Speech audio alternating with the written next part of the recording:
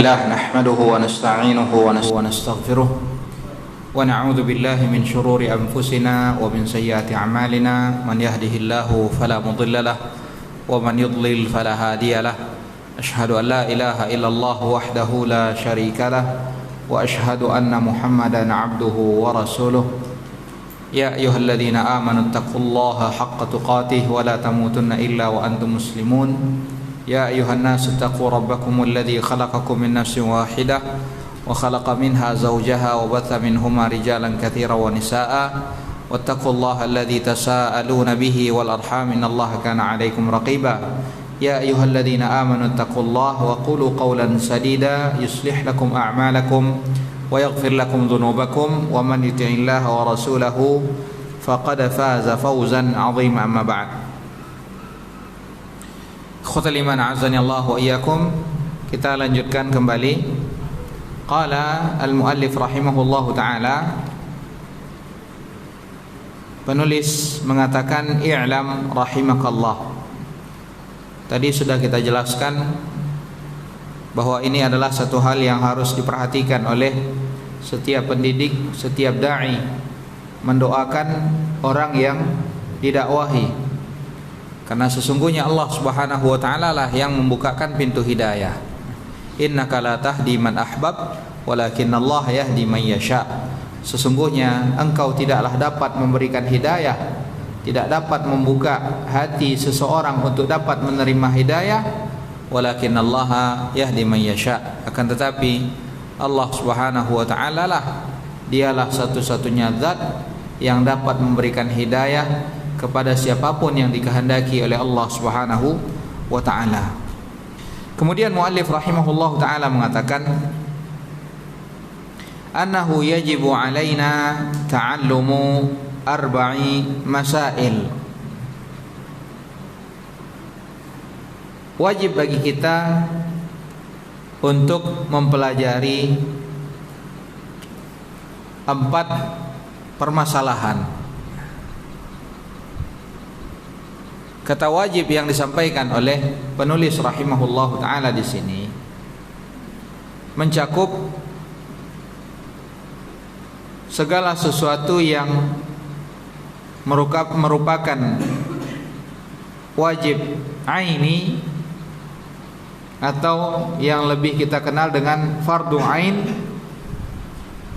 juga mencakup wajib kifai atau wujub kifai atau fardu kifayah.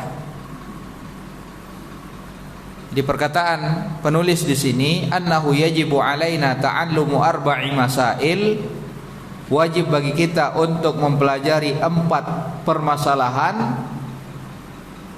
Ini mencakup yang masalah yang merupakan fardu ain atau permasalahan-permasalahan yang sifatnya fardu kifayah.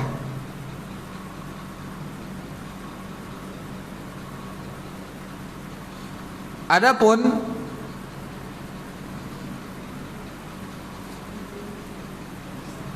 muallif rahimahullahu taala di sini beliau mengatakan al-ula al-ilmu wa huwa ma'rifatullah wa ma'rifatu nabiyhi wa ma'rifatu dinil Islam bil adillah. Al-ula yaitu yang pertama. Yang pertama di antara 4 permasalahan yang wajib bagi kita untuk mengenalnya, untuk mempelajarinya.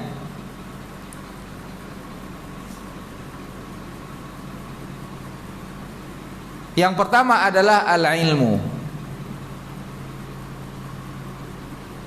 Apa yang dimaksud dengan al-ilmu di sini? Al-ilmu maksudnya di sini adalah al-huda, yaitu petunjuk.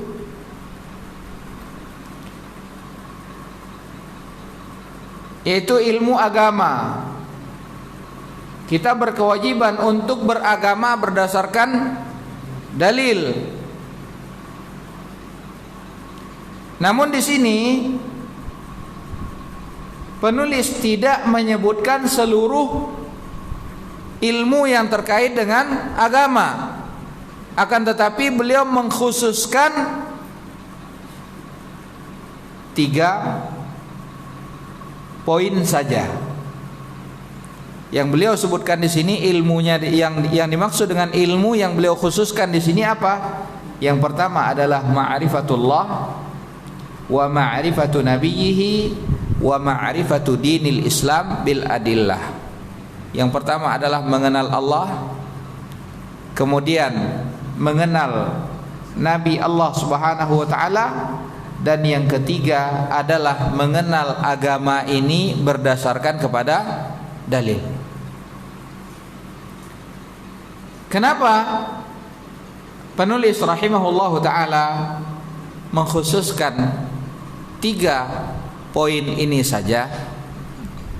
Karena 3 hal inilah nanti yang seorang hamba akan ditanya oleh Allah Subhanahu wa taala di dalam kuburnya, yaitu Allah Subhanahu wa taala sebagai Rabbnya, serta agama Islam, serta tentang Rasulullah sallallahu alaihi wasallam.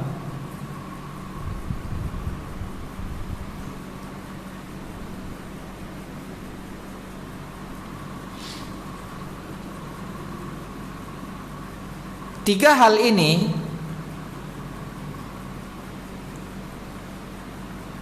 ilmu tentang 3 hal ini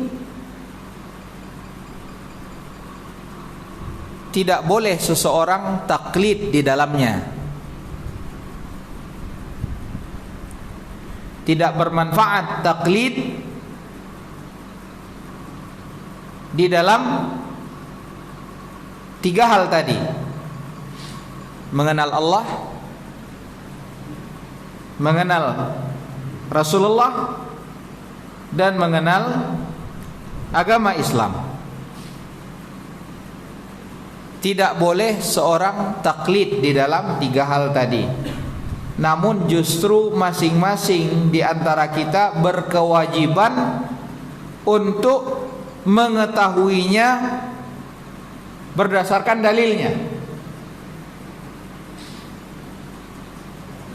Karena ini terkait dengan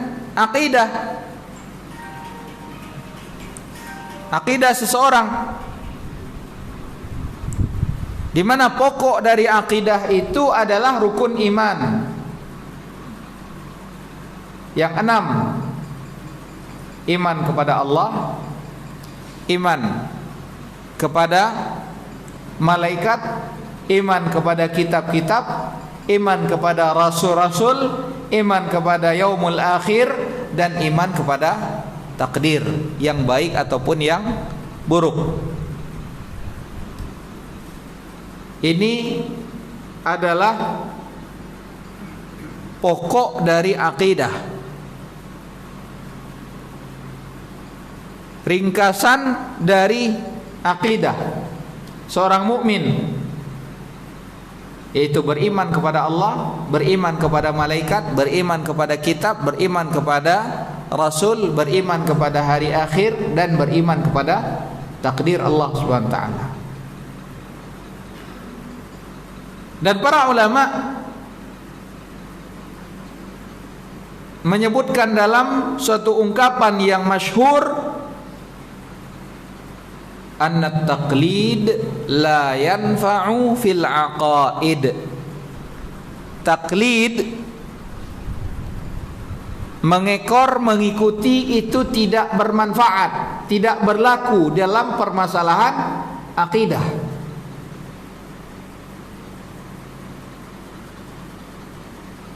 Dalam permasalahan akidah kita berkewajiban untuk mengetahuinya secara pasti dari dalilnya.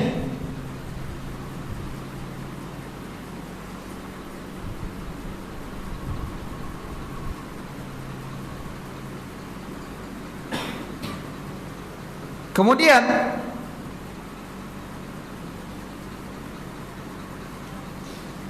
perlu diketahui bahwa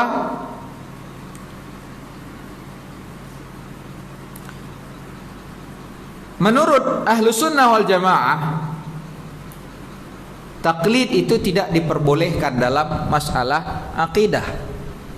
Sebagaimana Al-Imam As-Safarini rahimahullahu ta'ala, beliau mengatakan, qala ulama'una wa ghairuhum yahrumu at-taqlidu fi ma'rifatillah wa fi at-tauhid war risalah wa kadza fi arkanil islamil khams wa nahwiha mimma tawatara wa ishtahara 'inda al-imam Ahmad wal akthar. Beliau mengatakan, para ulama kami dan yang lainnya mengatakan haram hukumnya taklid di dalam mengenal Allah, di dalam mentauhidkan Allah, begitu pula di dalam mengenal Rasulullah sallallahu alaihi wasallam. Begitu pula haram hukumnya taklid dalam rukun Islam yang 5, yang merupakan perkara yang sampai kepada kita secara mutawatir. Yang satu hal yang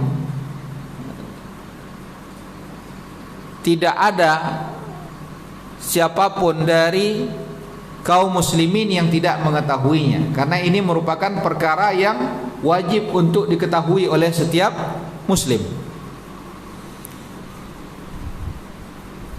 Di ungkapan beliau ini menunjukkan bahwa taklid itu tidak diperbolehkan dalam masalah akidah. Kita harus mengetahui masalah akidah tersebut langsung dari sumbernya, berdasarkan dari dalil-dalil Al-Quran ataupun hadis Nabi sallallahu alaihi wasallam. Kemudian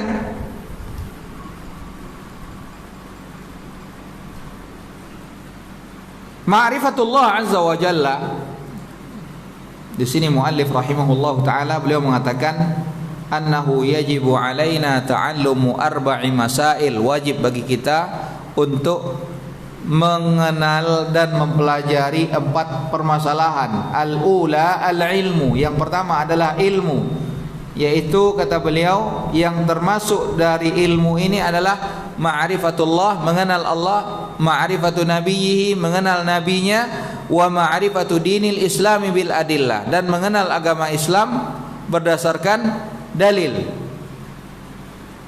Al-Imam Ibnul Qayyim rahimahullahu ta'ala, para ulama menyebutkan bahwa mengenal Allah subhanahu wa ta'ala adalah merupakan ahadu muhimmatid din, satu hal yang paling penting di dalam agama ini, mengenal Allah subhanahu wa ta'ala.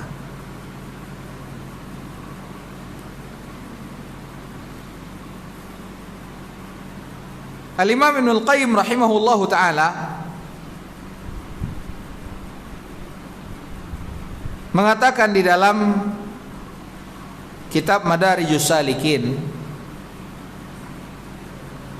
wa qad dhamma Allah ta'ala man lam yu'azzimu haqqa 'azamatih. Allah subhanahu wa ta'ala mencela orang-orang yang tidak mengagungkan Allah Subhanahu wa taala sebagaimana mestinya. Allah Subhanahu wa taala mengatakan, "Wa ma qadarullah haqqa qadri." Sungguh mereka tidak mengagungkan Allah Subhanahu wa taala sebagaimana mestinya. Lihat bagaimana orang-orang Yahudi, orang-orang Nasrani, bagaimana sikap mereka terhadap Allah Subhanahu wa taala. Mereka merendahkan Allah SWT. Mereka mengatakan Allah beristirahat. Mereka mengatakan yadullah maghlulah, tangan Allah terbelenggu. Mereka mengatakan Uzair ibn Allah. Mereka mengatakan Al-Masih adalah anak Allah SWT. Berbagai macam bentuk perilaku mereka yang menunjukkan mereka tidak mengagungkan Allah Subhanahu wa taala sebagaimana mestinya.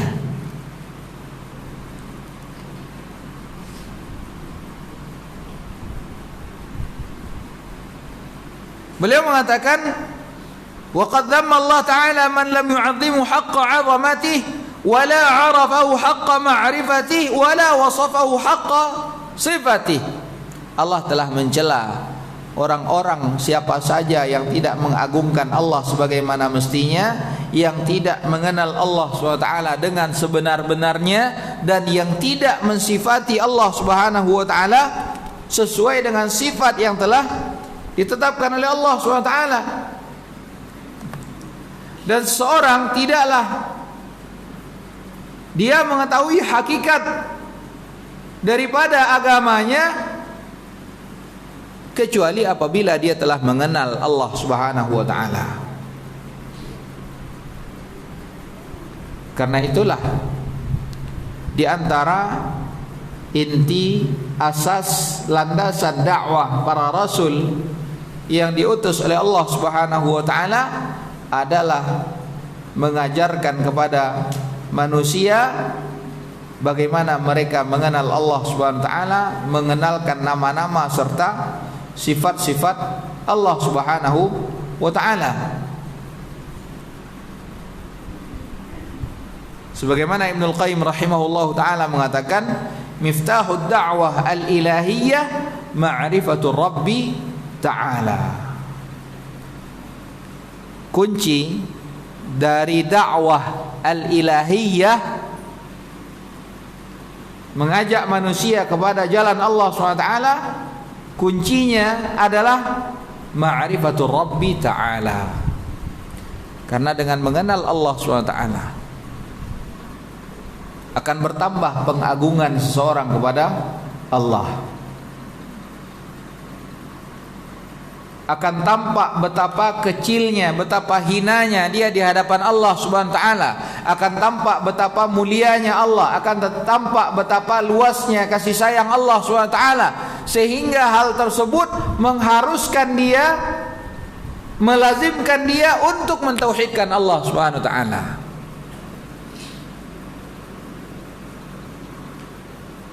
Sebagaimana dikatakan oleh para ulama bahwa tauhidur rububiyah yastalzimu tauhid al-uluhiyah.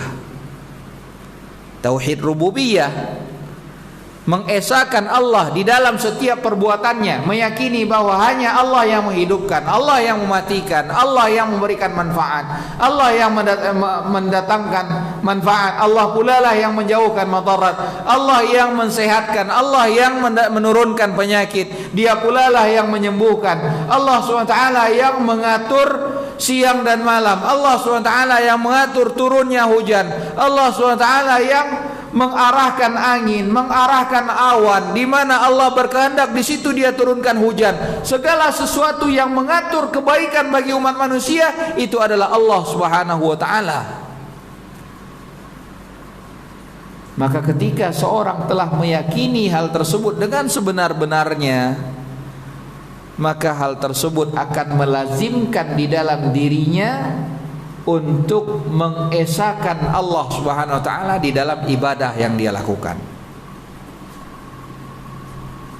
Karena itulah Al-Imam Ibnu Katsir rahimahullahu taala, sebagaimana nanti akan disampaikan oleh Syekhul Islam Muhammad bin Abdul Wahhab rahimahullahu taala, beliau mengatakan, Al-Imam Ibnu Katsir mengatakan, al-khaliqu li hadhihi al-asya' huwal mustahiqqu lil ibadah.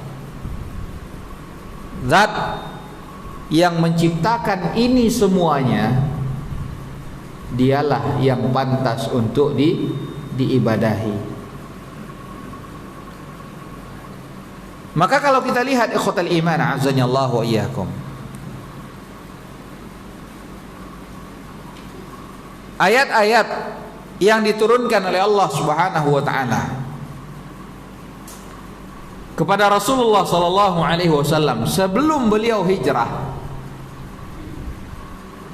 atau yang dikenal dengan ayat-ayat Makkiyah, Ayat yang diturunkan oleh Allah sebelum Rasulullah hijrah dari Mekah ke kota Madinah. Kalau kita perhatikan ayat-ayatnya itu umumnya adalah mengajak manusia untuk mentauhidkan Allah Subhanahu wa taala. Di antaranya adalah dengan mengajak manusia itu berfikir, merenungi tentang ciptaan Allah Subhanahu wa taala. Mengajak manusia untuk mempergunakan akalnya. Pantaskah benda-benda mati yang mereka buat yang tidak memiliki apa-apa, pantaskah mereka diibadahi selain Allah Subhanahu wa taala? Pantaskah mereka mempersekutukan Allah SWT, padahal Allah SWT yang telah berbuat baik kepada mereka? Padahal Allah Subhanahu wa taala lah yang telah mempersiapkan segala sesuatunya untuk mereka. Pantaskah mereka mempersekutukan Allah SWT?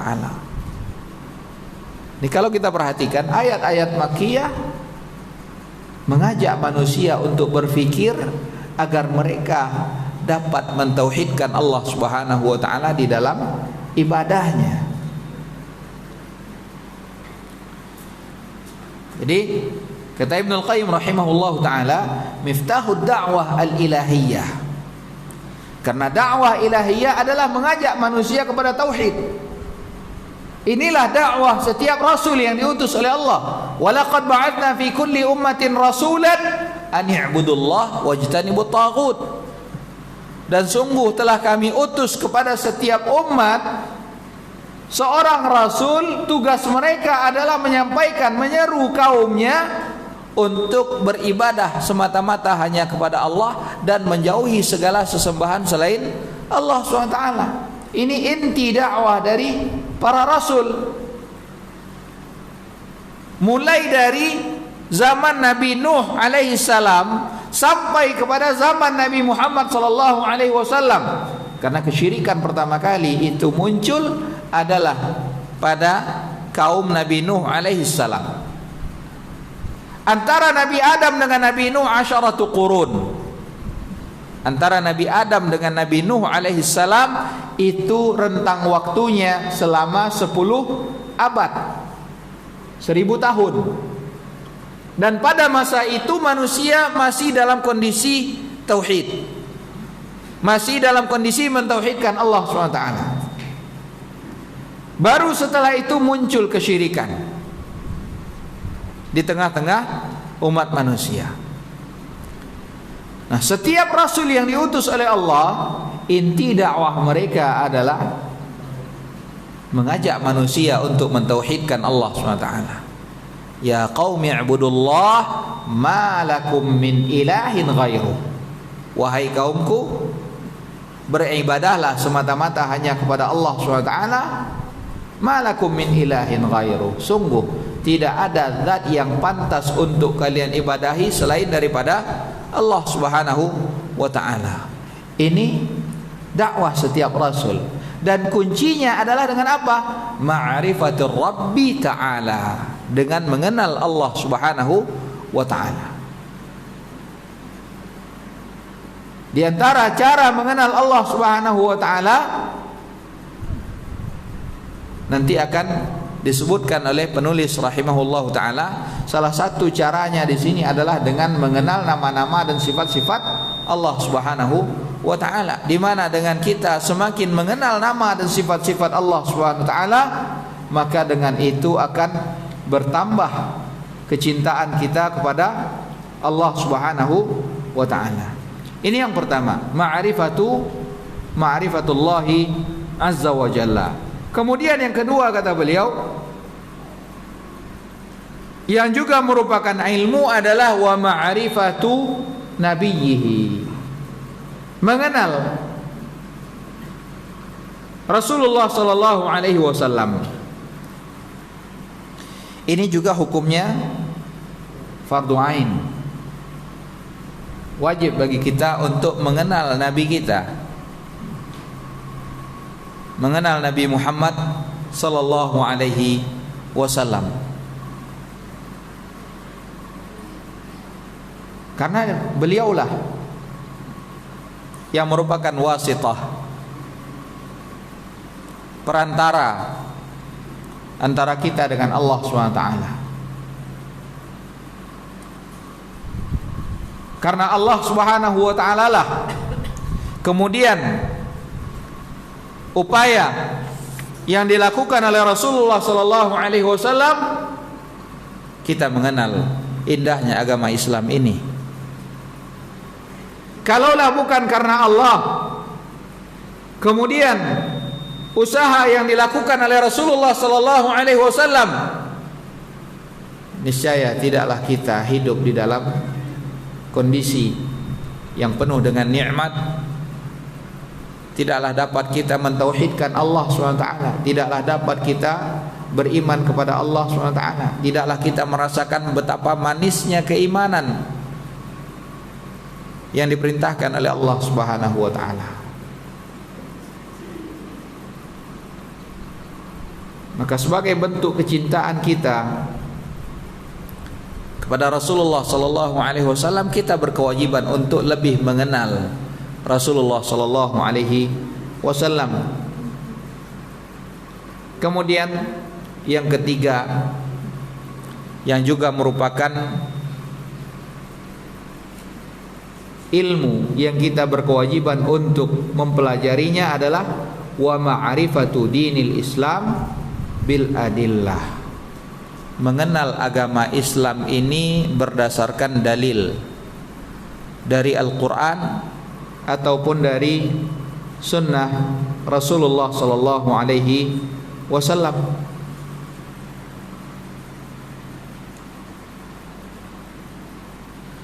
Karena sesungguhnya inilah agama yang kita beribadah kepada Allah SWT dengannya. Dan diterima tidaknya suatu amal ibadah yang kita lakukan itu terkait dengan dua hal, ikhlas, dan yang kedua adalah mengikuti apa yang telah diajarkan oleh Rasulullah sallallahu alaihi wasallam. Ini adalah dua syarat mutlak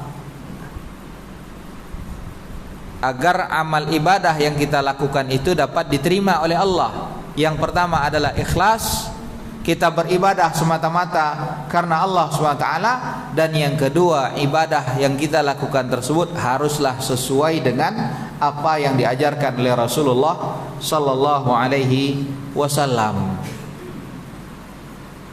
Maka kita berkewajiban untuk mempelajari agama ini berdasarkan dalilnya, khususnya terkait dengan masalah-masalah amalan-amalan yang Allah wajibkan kepada kita. Ini wajib hukumnya bagi kita untuk mempelajari berdasarkan dalilnya. Di antara pokok-pokok ibadah yang paling utama setelah syahadat adalah salat. Maka setiap muslim berkewajiban, fardu ain bagi setiap muslim untuk mempelajari bagaimana salat berdasarkan dalil. Karena Rasulullah sallallahu alaihi wasallam memerintahkan, "Shallu kama raaitumuni usalli." Salatlah kalian sebagaimana kalian melihat aku salat, bukan kama raaita fulanan yusalli, bukan sebagaimana engkau melihat si fulan, melihat si Alan melakukan salat, tidak, akan tetapi salatlah kalian sebagaimana kalian melihat aku salat. Bagaimana kita melihat Rasulullah sallallahu alaihi wasallam salat padahal kita hidup 1000 tahun setelah wafatnya, 1400 tahun setelah wafatnya Rasulullah sallallahu alaihi wasallam? Tidak ada cara lain melainkan mengambil gambaran bagaimana salatnya Rasulullah sallallahu alaihi wasallam dari hadis-hadis sahihah yang ditinggalkan oleh Rasulullah sallallahu alaihi wasallam. Maka kita berkewajiban untuk mempelajari agama ini berdasarkan kepada dalil-dalil dari Al-Quran ataupun dari hadis Nabi sallallahu alaihi wasallam. Al-Imam Ibn Al-Qayyim rahimahullah ta'ala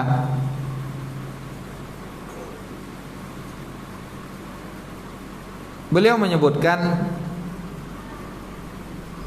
di dalam kitab Al-Jawabul Kafi liman sa'ala 'anid dawa'i syafi, beliau mengatakan kamalul insan madaruhu ala aslain. Kesempurnaan seseorang itu pangkalnya, porosnya adalah terletak pada dua hal. Yang pertama kata beliau, ma'rifatul haqqi minal batil. Seseorang dapat mengenali mana yang hak, mana yang batil. Ini yang pertama. Kemudian yang kedua, wa izarul haqqi 'alal batil. Lebih mengutamakan yang hak daripada yang batil.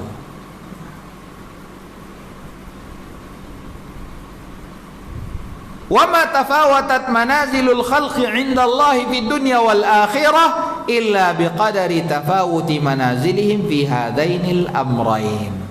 Dan tidaklah kedudukan seorang, derajat seorang di sisi Allah itu berbeda-beda tingkatannya, kecuali melainkan itu adalah akibat dari perbedaan mereka dalam dua hal ini.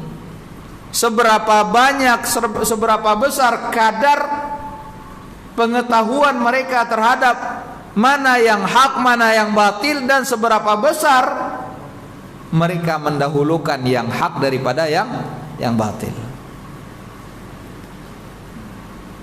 Ikhwatul iman azani Allah wa iyyakum. Tiga hal ini adalah merupakan hal yang kita akan ditanyakan oleh Allah Subhanahu wa taala di dalam kubur nantinya. Itu tentang Allah Subhanahu wa taala, tentang agama Islam, begitu pula tentang Rasulullah sallallahu alaihi wasallam. Karena itulah muallif rahimahullahu taala di sini menyebutkan permasalahan pertama yang harus kita ketahui adalah al-ilmu, yaitu mengenal Allah, mengenal Nabi Allah SWT, dan mengenal agama Islam berdasarkan kepada dalilnya. Ikhwatul iman azani Allah wa iyyakum. Malam hari ini mungkin kita cukupkan sampai permasalahan yang pertama ini. Insyaallah taala pada pertemuan yang akan datang kita akan lanjutkan dengan masalah kedua dan seterusnya. Mudah-mudahan apa yang kita sampaikan di malam hari ini dapat bermanfaat bagi kita semuanya. Ja'alanallahu wa iyyakum mimman yastami'ul qawla fayattabi'u ahsanah. Wa sallallahu ala nabiyyina Muhammad wa ala alihi wa sahbihi wa sallam. Subhanakallahumma bihamdik asyhadu an la ilaha illa anta astaghfiruka wa atubu ilaik. Wassalamu alaikum warahmatullahi wabarakatuh.